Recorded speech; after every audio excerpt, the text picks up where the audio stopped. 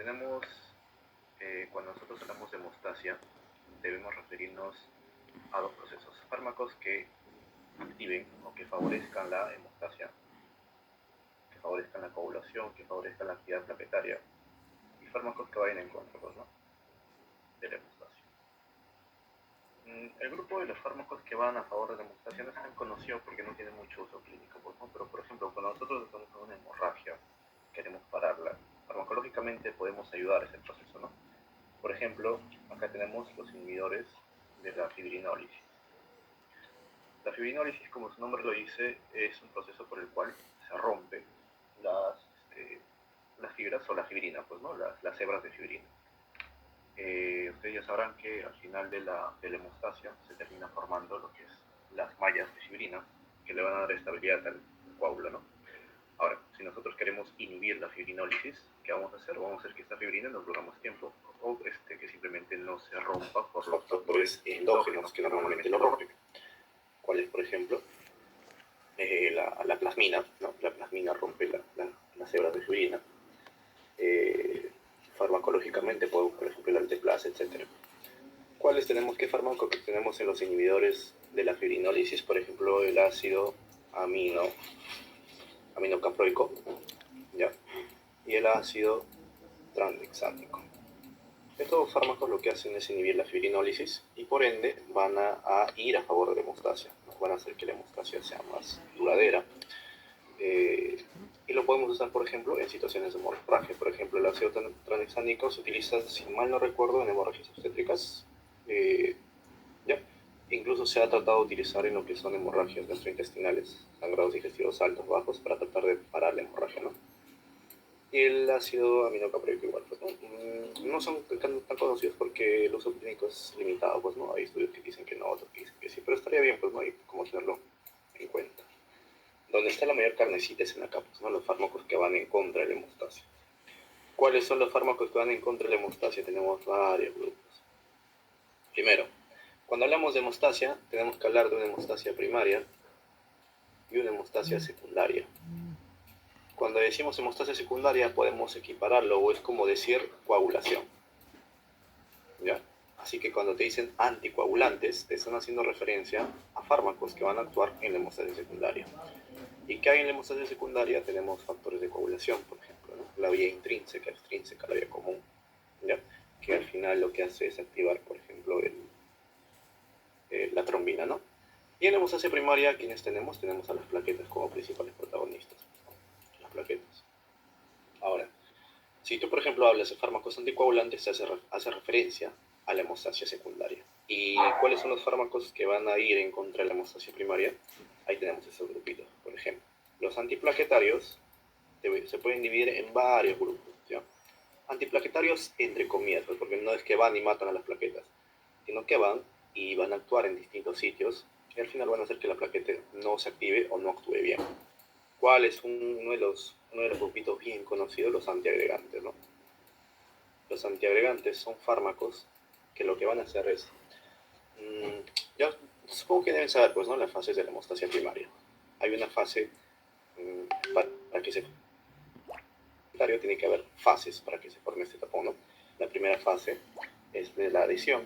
La plaqueta se adhiere al subendotelio, luego esta plaqueta debe activarse, y una vez que se activa esta plaqueta por sí sola no va a hacer nada, ¿no? Así que tiene que llamar a otras plaquetas para que todas se unan, formen un conglomerado de plaquetas. Esto, ¿cómo se llama? La agregación. Ya. Es en este proceso de agregación en donde van a actuar este tipo de fármacos. ¿Y cuáles son los más conocidos?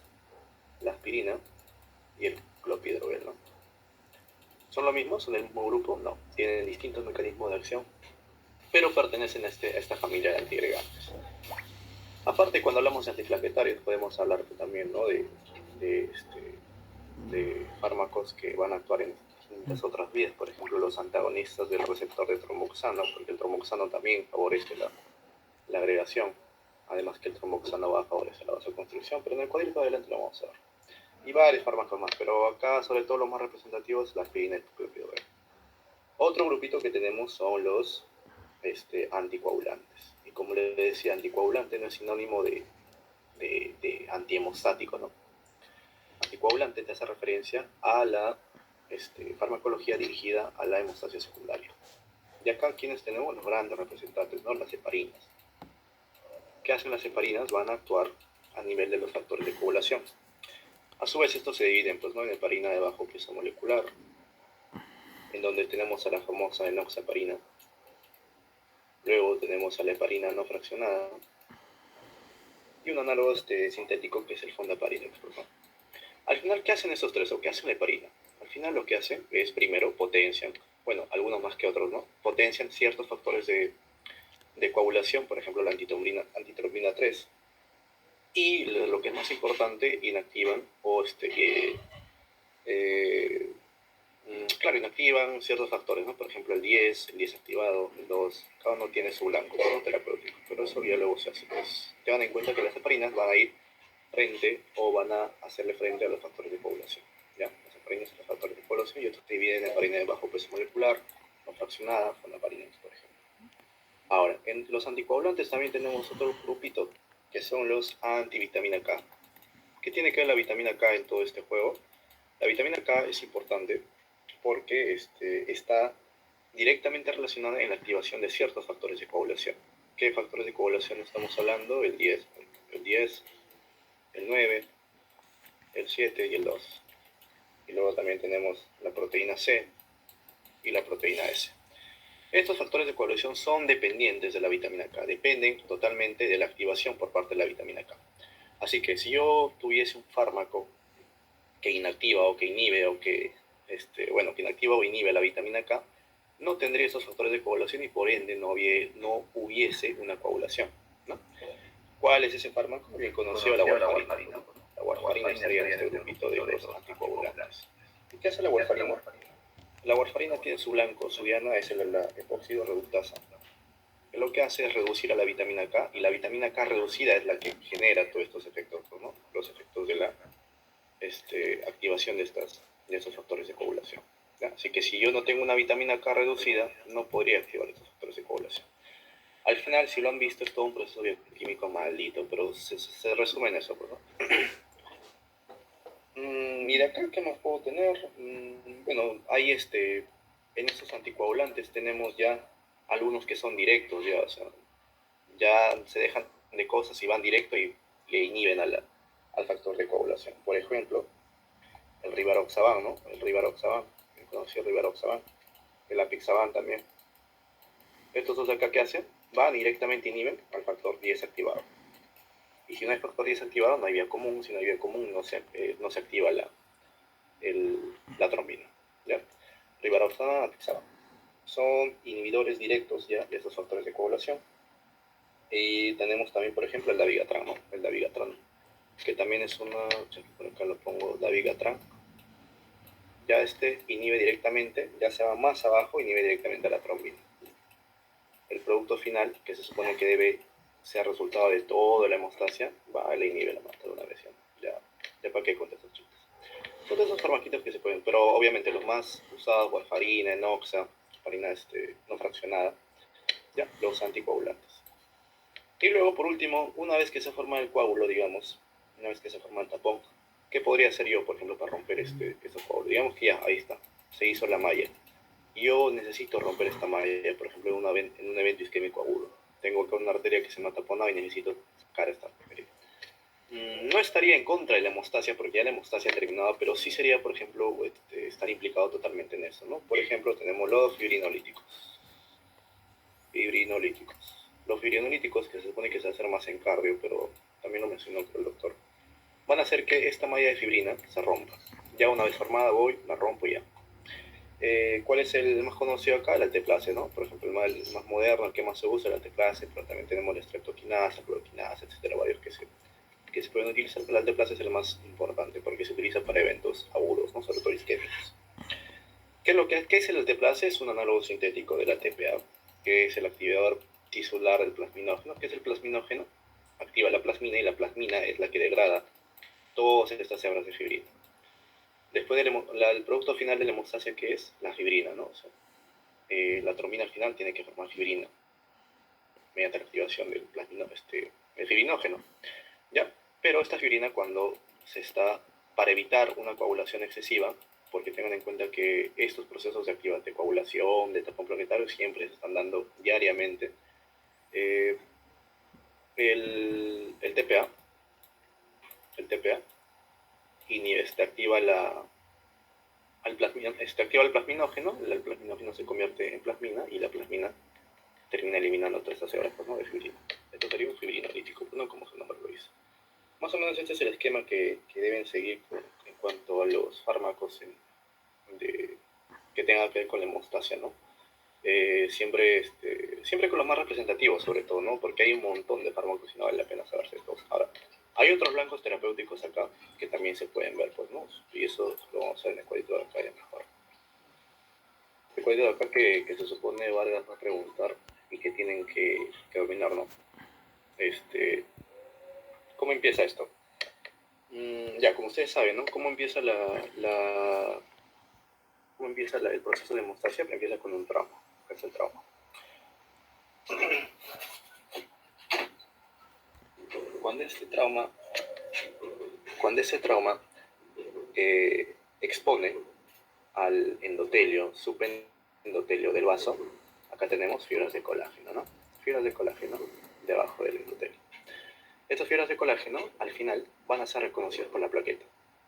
O sea, la plaqueta está circulando tranquilamente, ve que no encuentra un elemento fuera de su hábitat común y lo va a reconocer, en este caso el colágeno.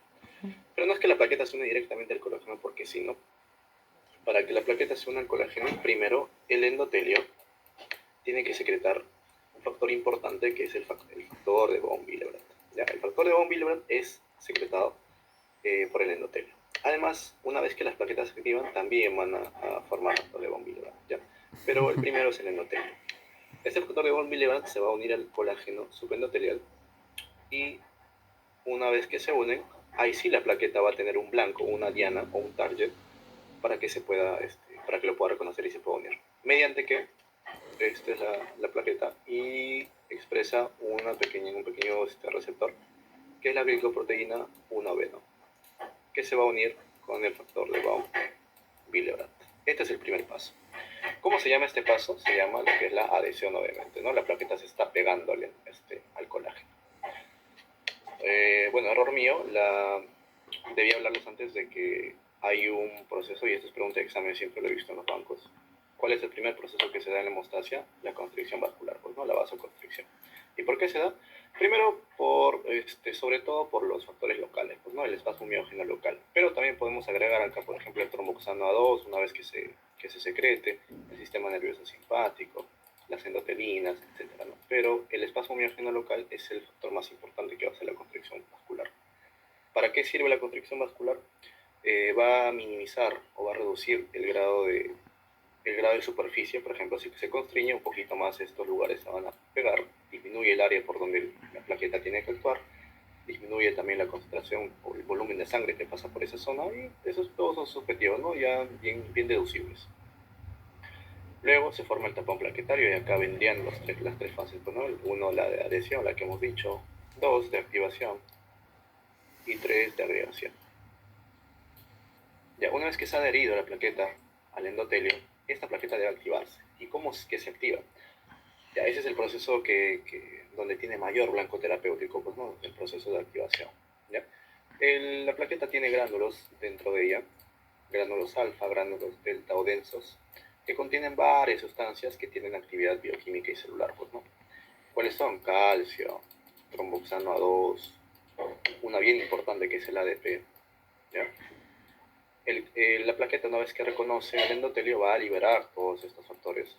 ¿Para qué? Para que estos vayan y se unen a las plaquetas circulantes y puedan activarlas también. Y además que pueda activarse esta misma plaqueta que se unió al endotelio, perdón, al colágeno. Una vez que se han activado, esas plaquetas tienen que unirse entre ellas, pues, ¿no? Porque una plaquetita por sí sola no va a hacer nada. Entonces ahí se genera lo que es el proceso de agregación. ¿Cómo es que es el proceso de agregación? Como habíamos dicho, estos factores que estamos viendo acá van a hacer que la plaqueta primero cambie su conformación. Empiezan a cambiar de conformación las plaquetas de forma. Y lo más importante es que empiezan a presentar estos receptorcitos de acá, que son las glucoproteínas 2B3A. Este es muy importante porque a través de estos receptores van a poder unirse las plaquetas. No es que las plaquetas se unen porque sí.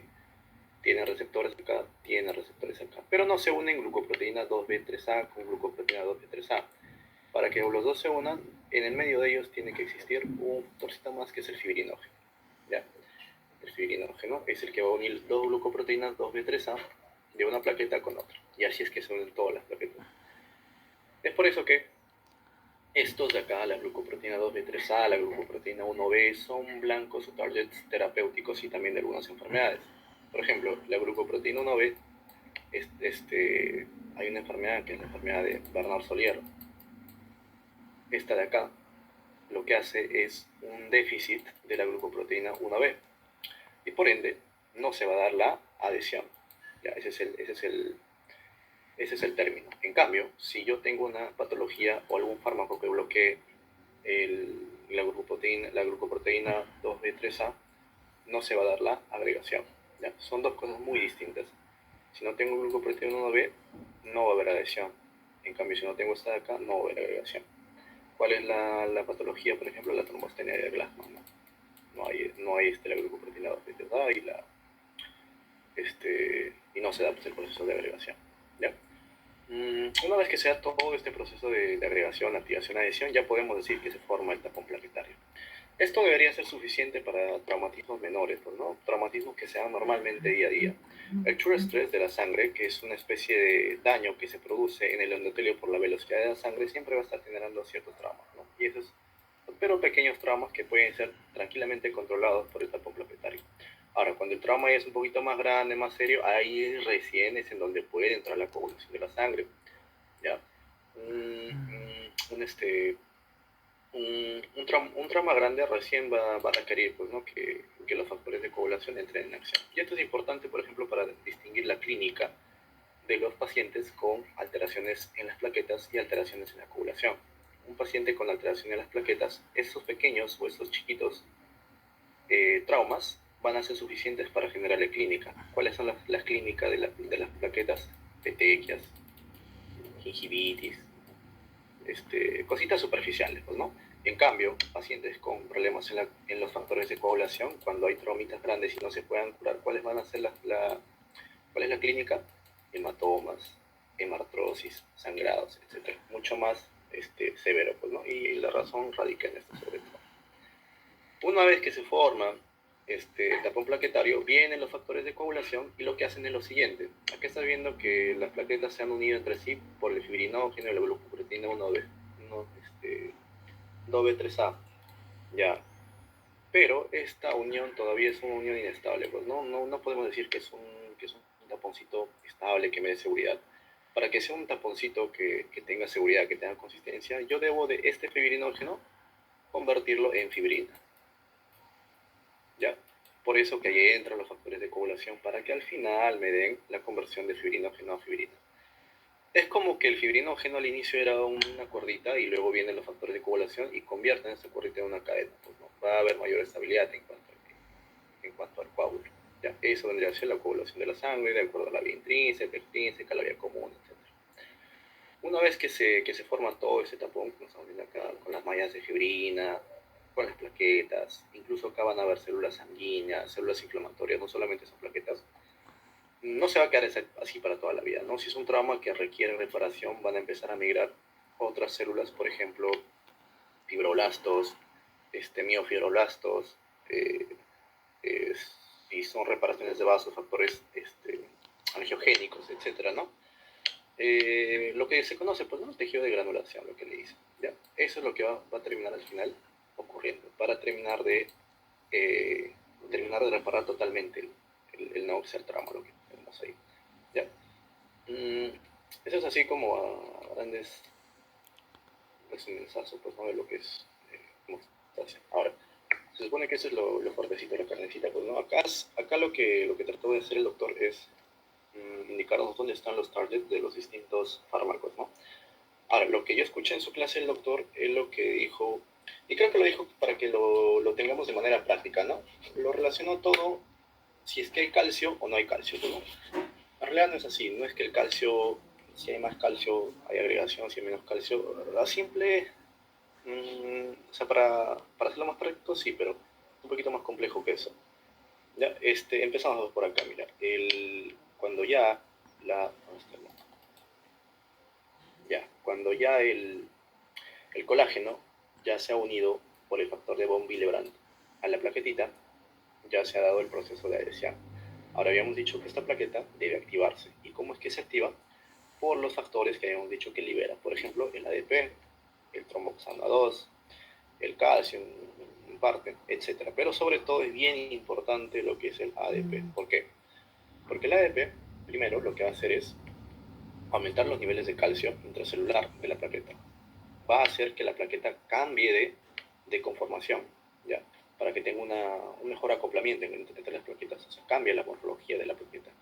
Y lo más importante es que el ADP va a hacer que se produzca el GP2B3A, la glucoproteína 2B3A, ¿ya?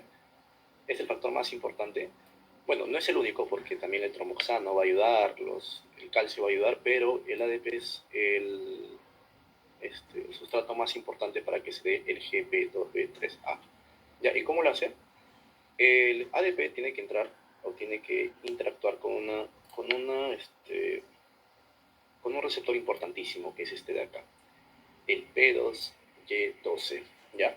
El P2Y12 es el principal receptor que va a tener el ADP, pero no es el único. Como estamos viendo acá, también hay un receptor que es el P2Y1, y también podemos hablar del P2YX también, ¿no? Sin embargo, esos dos son los más importantes. No solamente muere en P2Y12, se supone que es lo único que deben saber, pero tengan en cuenta que también hay un P2Y1 y que también tiene funciones importantes, ¿ya? ¿Cómo es que actúa este receptor? Entonces vamos a darlo mejor acá, ¿ya? Ya. Este receptor P2Y2 está acoplado a una proteína G. Como están viendo acá, es la proteína GI. ¿Y de qué? De inhibición, ¿ya? ¿Qué hace esta proteína GI? Sus dos subunidades, la subunidad alfa y la subunidad beta, van a tener distintas funciones. ¿Cuál es la más importante? La subunidad alfa. ¿Por qué? Porque va a actuar directamente en la adenilato ciclasa, en la ACE. Vamos a hacer una cápita aparte de lo que hace la adenilato ciclasa. ¿Qué hace la adenilato ciclasa? Lo que normalmente en condiciones fisiológicas hace la adenilato ciclasa es transformar el ATP en AMP cíclico, ¿ya? Hace que el ATP se convierta en AMP cíclico. ¿Y qué hace el AMP cíclico? Lo que hace el AMP cíclico es activar a la proteína quinasa A, ¿ya? A esta proteína quinasa. Y esta proteína quinasa, ¿qué hace? Va y actúa una proteína, claro, es una proteína que es el BASP, que creo que es una proteína regulada por dilatación, si mal no recuerdo, pero este BASP es importante. ¿Por qué? Porque esta proteína quinasa hace que este BASP se fosforile a BASP fosforilado, pues, ¿no? Como están viendo acá en el dibujito, se convierte acá. Y este BASP fosforilado lo que hace es inhibir, ¿ya? Es inhibir la transcripción o la formación de la glucoproteína 2B3A, la inhibe. Entonces, el AMP cíclico, cuando está aumentado, por eso es que el doctor de manera más práctica nos decía que si hay AMP cíclico aumentado, no va a haber agregación, ¿ya? El AMP cíclico aumentado, así, anótenlo simplemente como término práctico, ya no sean tanto, no va a haber agregación, pero esa es la justificación de por qué cuando hay AMP cíclico no hay agregación, ¿ya? Si se dan cuenta, no tiene nada que ver con el calcio todavía. Ahora, habíamos dicho entonces que la adenilatociclasa hace que haya más AMP cíclico. Entonces, ¿qué va a pasar si yo inhibo la adenilatociclasa? El AMP cíclico baja la proteína quinasa, por ende, este VASP no se fosforila. Y al no fosforilarse, ¿qué va a pasar? Sí se va a transcribir o sí se va a formar la glucoproteína 2B3A. Ya, porque habíamos dicho que el VASP fosforilado inhibe la formación de esta glucoproteína. Así que, ¿qué es lo que hace el ADP? Como estamos viendo, el ADP, su receptor P2Y12 está acoplado a una proteína G inhibitoria. Como es inhibitoria, ¿qué hace, ¿qué hace con el adenilato ciclasa? La inhibe, ¿ya? Y como la adenilato ciclasa está inhibida, ¿qué va a pasar? Va a haber menos cantidad de AMP cíclico. Y como hay menos cantidad de AMP cíclico, ahora sí se va a formar lo que es la glucoproteína 2B3A por todo este proceso enzimático que hemos visto, ¿ya? Esa es la razón de por qué el ADP estimula la agregación plaquetaria. ¿Y dónde está el calcio? ¿Dónde están los gránulos? Están en la otra subunidad. La subunidad alfa se encarga de activar, de inhibir la N-autociclasa. Y la subunidad beta, ¿qué hace? Juega con esta quinasa, que es se me dio el nombre, que es un nombrecito largo. Es una quinasa que lo que hace es activar, ahí sí, los niveles, los gránulos plaquetarios, y ahí sí aumentar los niveles de calcio. ¿Ya? Eso es lo que hace esta proteinquinasa. Pero si se dan cuenta que el calcio no tiene nada que ver con la producción de las glucoproteínas. El calcio tiene que ver con la liberación de los gránulos plaquetarios, con la liberación de más ADP, incluso tromboxano, con la liberación de más calcio, con la liberación de más factor de von Willebrand, etc. ¿Ya? Pero la actividad principal se supone que debería ser la disminución de la EMC. Es por eso que se da la activación, por estos dos mecanismos. ¿Listo? Ahora, habíamos dicho que había otro receptor también, que es el P2Y1. Este P2Y1 no es tan importante, pero sí tiene una función específica. El P2Y1 ya no actúa mediante el GI, sino actúa con el GQ asociado con toda la cascada enzimática con el inositol trifosfato. Este inositol trifosfato sí aumenta directamente los niveles de calcio mediante esta proteinita de acá, que es el RO, y estos niveles de calcio elevados, además, van a hacer que la plaqueta también cambie su conformación. ¿Ya? El encargado entonces de que la plaqueta cambie su conformación o su morfología vendría a ser el receptor P2Y1, y te lo dice claramente el Goodman, ¿no? El P2Y1 está encargado en cambio conformacional de la plaqueta, en cambio el P2Y2 estaría encargado de la transcripción o de la producción del GP2B3A. ¿Ya? Es importante eso de ahí, pero como les digo, ahora, en términos prácticos, y creo que es lo que ha hecho el doctor, porque el doctor dijo que si baja el AMP cíclico, sube el calcio, y si sube el calcio, hay agregación. Eso es lo que dijo él, ¿no? Tómenlo de manera práctica, ¿no? Pero siempre con pinzas, siempre con pinzas, siempre con cuidado, porque vendría a ser, ese es el verdadero proceso, y lo ha puesto en ciudad positiva, ¿no? Listo, entonces, ¿qué fármacos yo tendría que me puedan inhibir este receptor? Y obviamente, si inhibo este receptor, inhibir toda esta cascada, y por ende inhibir la agregación. El más conocido, clopidogrel. Pero también tenemos la clidopina, el prasugrel, el cangrelol, el ticagrelol, ya son nuevos, fármacos nuevos, pero los más conocidos, los más son la ticlopidina y el clopidogrel. El clopidogrel se supone que es el que mejor perfil tiene, menos efectos adversos, tiene mejor respuesta, etc. ¿Ya? ¿Y cuál es su mecanismo? ¿Cuál es el target? El P2Y12. ¿Ya? El P2Y12. Pero también tengan en cuenta que el ADP puede funcionar acá. ¿Ya? Listo.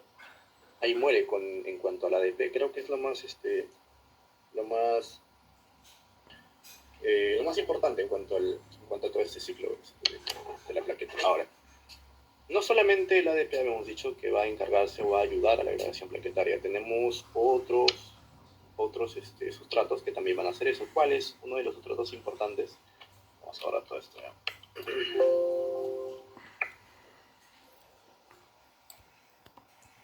¿Cuál es otro de estos sustratos que tenemos? El tromboxano A2.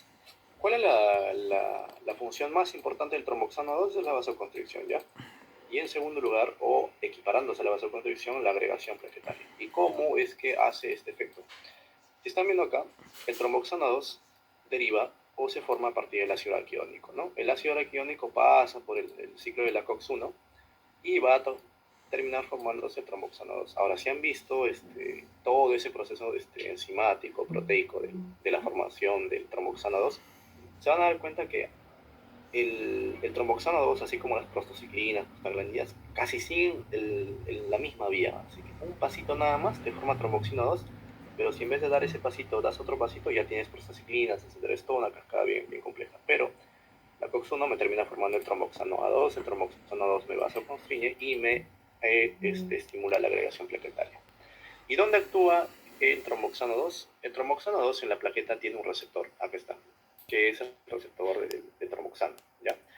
Este receptor de tromboxano ven que está actuando con sistema de segundo mensajeros, y al final va a terminar llegando a la misma vía del inositol trifosfato. ¿Y qué hace el inositol trifosfato? Aumenta los niveles de calcio.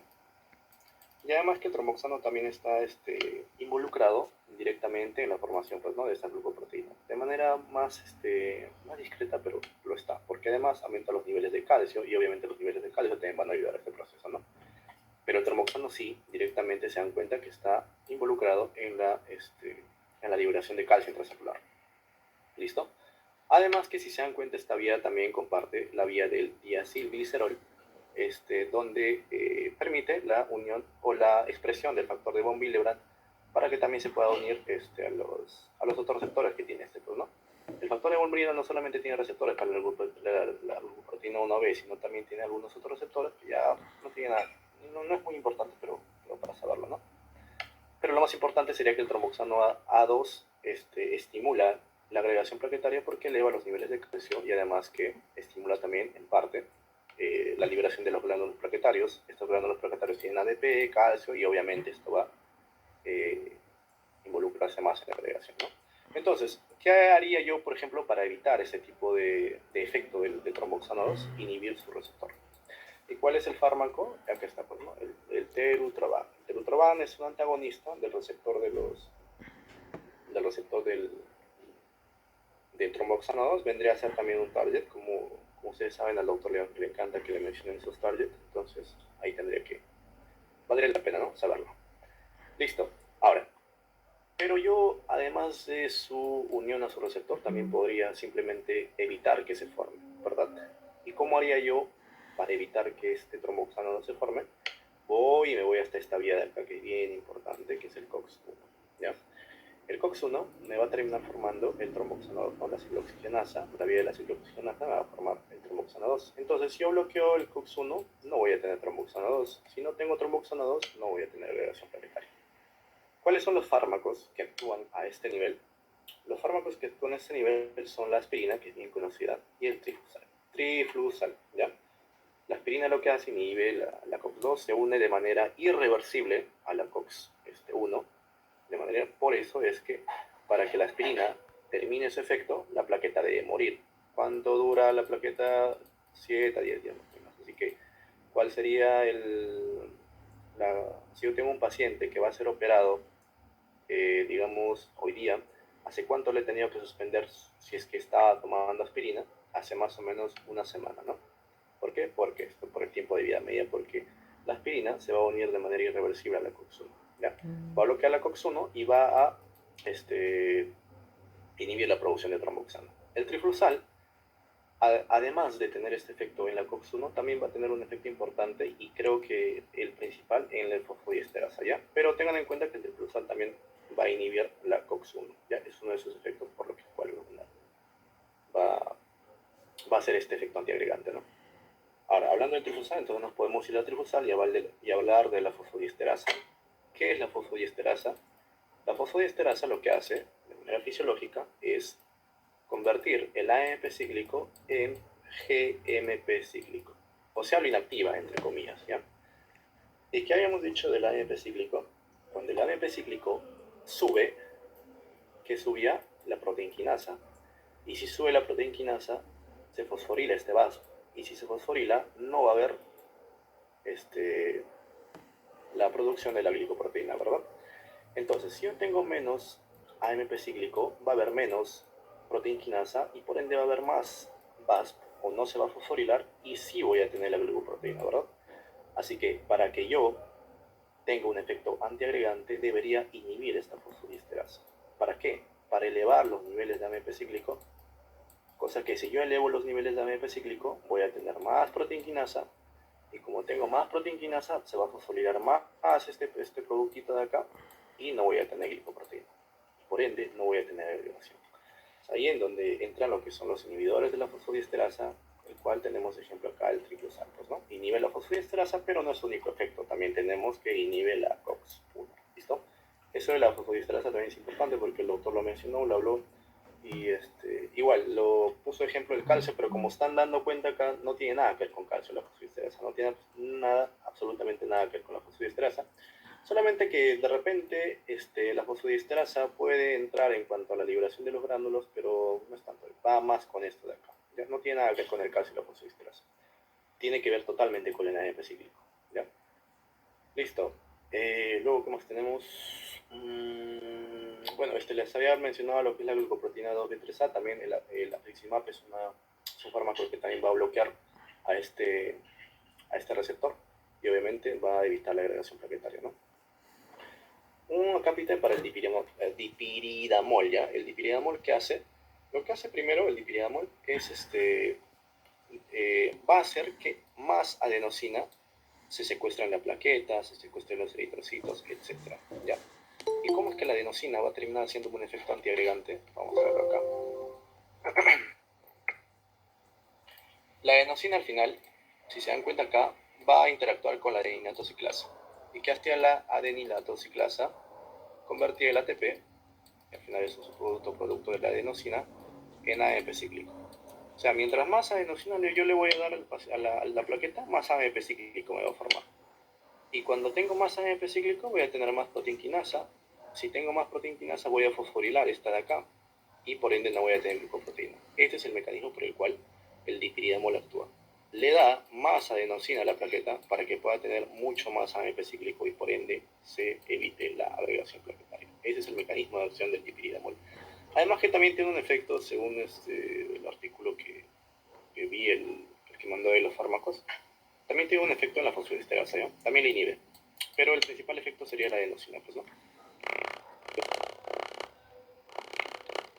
De cíclico y por ende disminuiría la agregación plaquetaria. Listo. Hay otros fármacos más, por ejemplo, que ya son un poquito secundarios, incluso hay algunos que están recién en experimentación, etcétera. Por ejemplo, acá los inhibidores directos de la trombina, Borapaxar, Atopaxar, que inhiben los receptores. La trombina, si bien es cierto, ya está implicada en el proceso final de la coagulación, se ha visto que también tiene actividad, ¿no? En cuanto a las plaquetas. Si se dan cuenta, comparte la misma vía del inositol trifosfato con el tromboxano, con el ADP, y obviamente va a elevar los niveles de calcio sérico, perdón, intracelulares. Y también, ¿no?, va a estar a favor de la agregación plaquetaria. No es tanto su efecto, pero ahí está. Ahora Paxar y el Atopaxar también vendrían a ser fármacos importantes inhibiendo ese sustrato que es la trombina. No creo que le pregunte porque no es un fármaco conocido, la verdad.